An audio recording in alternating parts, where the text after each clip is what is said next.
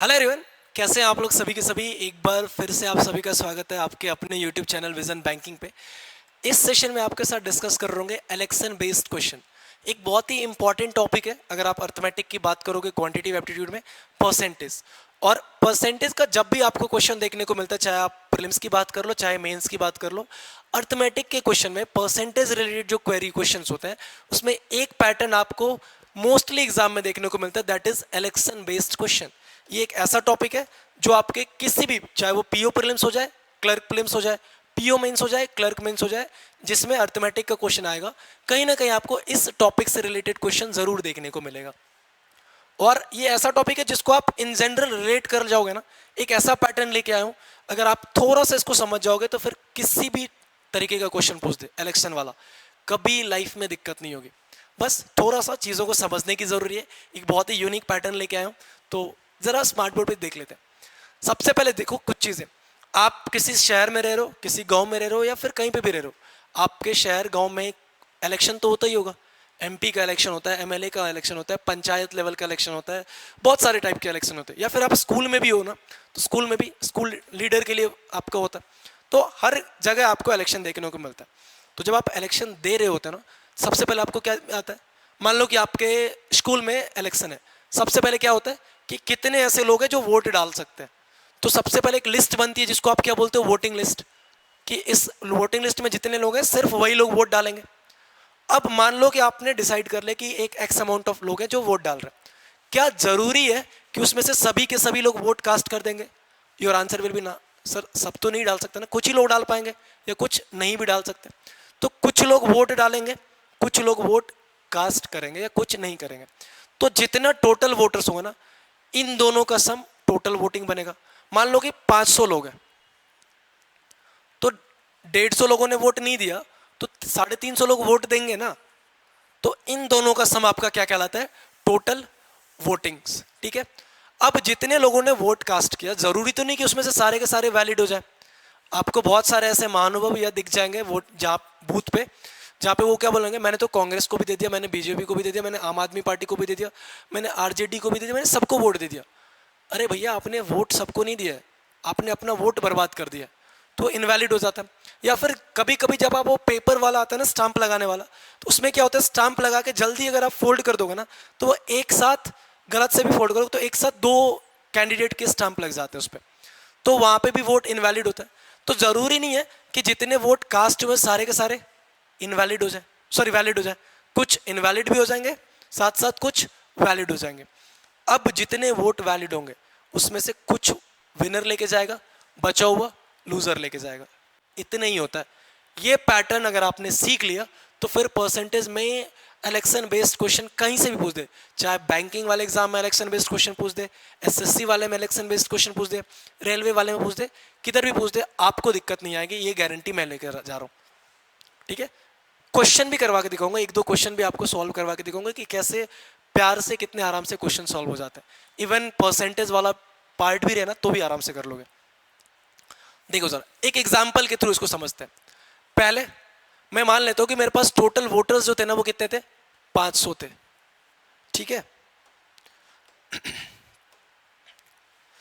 500 में से कितने लोगों ने वोट कास्ट नहीं किया, तो 50 लोगों ने वोट ही नहीं कास्ट किया।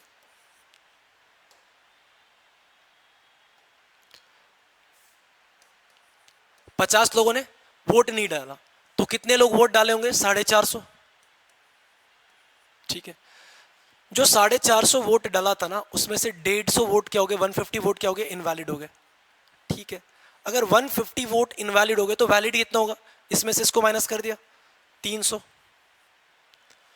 अब यहां पे थोड़ा सा ध्यान से सुनना, यहां पे दो स्टेटमेंट क्वेश्चन आपको पूछेगा। पहला कि जो विनर है ना, उसको टोटल वैलिड का कितना मिला है, 60% मिला है। ठीक है। अगर वैलिड का 60% विनर को मिल गया तो लूजर को 40% ही मिलेगा। स्टेटमेंट मैंने क्या बोला, 60% ऑफ वैलिड वोट।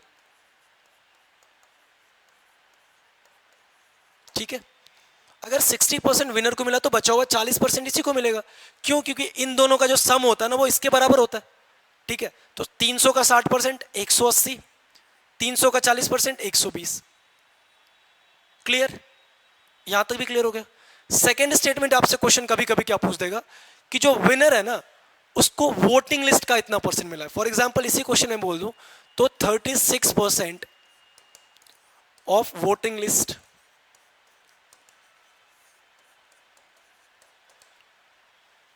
क्लियर है। अब देखो वोटिंग लिस्ट का अगर 36% निकालूंगा तो 500 का 36%, बी 180 दे के जाएगा मुझे, और 500 का, अब यहाँ पे 180 कैलकुलेट होने के बाद 300 में से मुझे माइनस करना है तो ये वैल्यू कितने बन जाएगा 120। ये एक छोटा सा सिंपल सा प्यारा सा कॉन्सेप्ट है, इसको एक बार में समझो, नहीं समझ में आ रहा रिपीट करके देख लो, एक बार देखो, दो बार देखो, जब तक ये डायग्राम क्लियर नहीं होगा ना क्वेश्चन में फंसते चले जाओगे। और एक बार डायग्राम क्लियर, किसी भी लेवल का क्वेश्चन लेके आ जाओ, प्रीलिम्स मेंस कैट लेवल का क्वेश्चन सब सॉल्व होगा इस पे। इवन कुछ मैंने एक क्वेश्चन लिया है जो शायद से कैट का था 2019 या 2020 का, देख लो जरा। अब एक आध क्वेश्चन करके देख ले इस पे। एक क्वेश्चन देखो क्या बोल रहा है, in an election between two candidates 11 whole 1/9% voters did not participated in the election.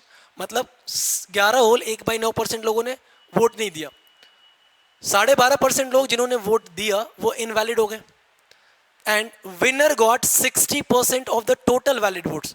मैंने बोला दो स्टेटमेंट देगा, एक तो टोटल वैलिड वोट्स का या फिर टोटल वोटिंग लिस्ट का, तो यहाँ पे वैलिड वोट्स के बारे में बोल रहा है, मतलब सिंपल सा क्वेश्चन बन रहा है। And won by 7,000 votes, find the total number of voters in the voting list. अब इस क्वेश्चन में मैं क्या करूंगा ना, सबसे पहले आपको पता है कि करना क्या, आपने एक वोटिंग लिस्ट तैयार करनी है, सबसे पहले वोटिंग लिस्ट ही तैयार करनी है ना। वोटिंग लिस्ट तैयार कर लिया, इसमें से कुछ लोग वोट कास्ट करेंगे जिसको वीसी बोल देंगे, वोट कास्ट, कुछ लोग वोट नहीं कास्ट करेंगे जिसको वीडीसी बोल देंगे, है ना। अब जितने लोगों ने वोट कास्ट किया है, ठीक है, अब इसमें से कुछ क्या होगा, वैलिड हो जाएगा, कुछ क्या हो जाएगा आपका इनवैलिड हो जाएगा। अब जितने वोट वैलिड है इसमें से विनर आएगा और इतने में से लूजर आएगा। इतना बना लो, काम कंप्लीट। देखो कितने लोगों ने वोट नहीं दिया, 11 होल 1/9% लोगों ने वोट नहीं दिया, मतलब 11 होल 1/9 का फ्रैक्शनल वैल्यू 1/9। तो अगर मैं बोल दूं कि टोटल वोटर्स जो है वो कितने यूनिट है, 9 यूनिट है, तो 9 में से एक यूनिट ने वोट नहीं दिया होगा ना, मतलब एक यूनिट ने वोट नहीं दिया, तो 8 यूनिट ने वोट दिया होगा, ऐसे लोग हैं। अब क्या बोल रहा है, जितने लोगों ने वोट दिया ना उसमें से 12.5%, मतलब 12 होल 1/2 का मतलब 1/8।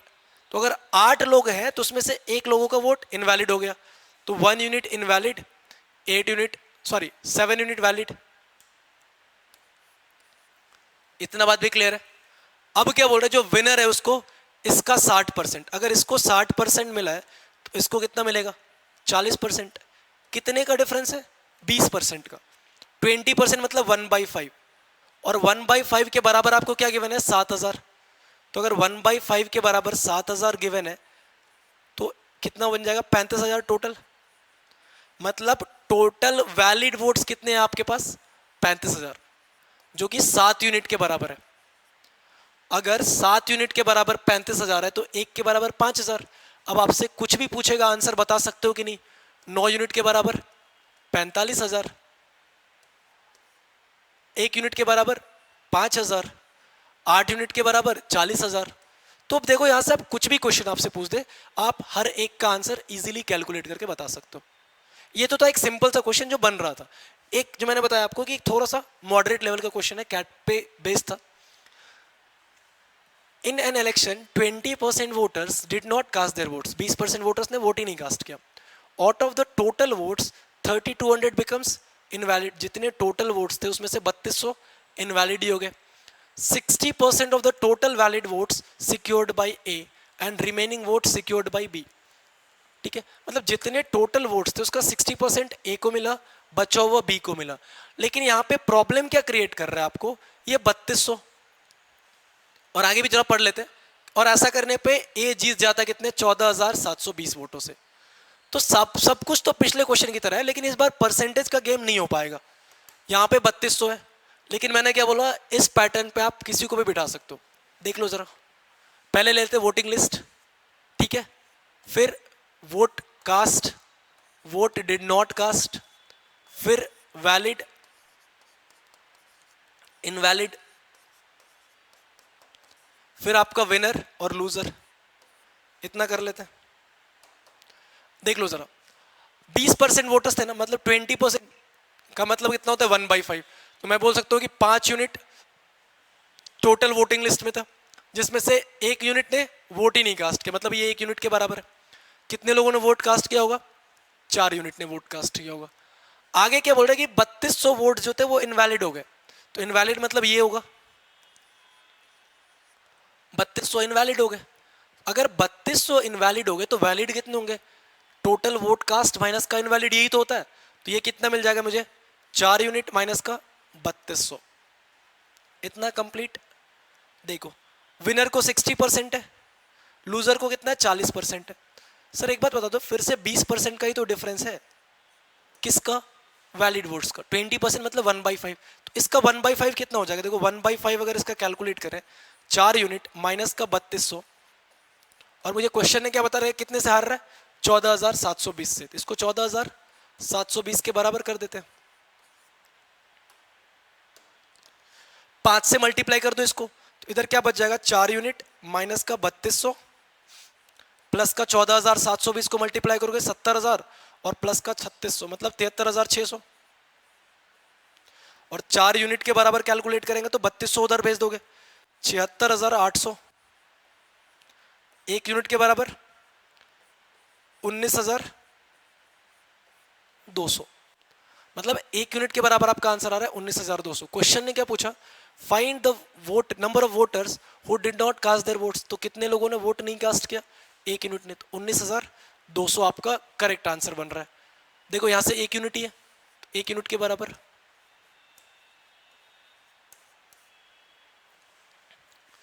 19,200। आई होप सो क्लियर होगा, चीजें समझ में आ गई होंगी। तो देखते हैं, एक क्वेश्चन और है जो कि मैं आपको करवाऊंगा नहीं, मैं आपको होमवर्क देके जाऊंगा।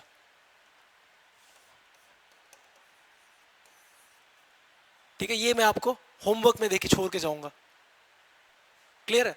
एक बार इसको बनाने की कोशिश करना, सभी के सभी बन जाए तो वेल एंड गुड। नहीं, अगर ये पैटर्न सही लगा हो तो एक बार कमेंट सेक्शन में जरूर बताना। मिलते हैं नेक्स्ट वीडियो में।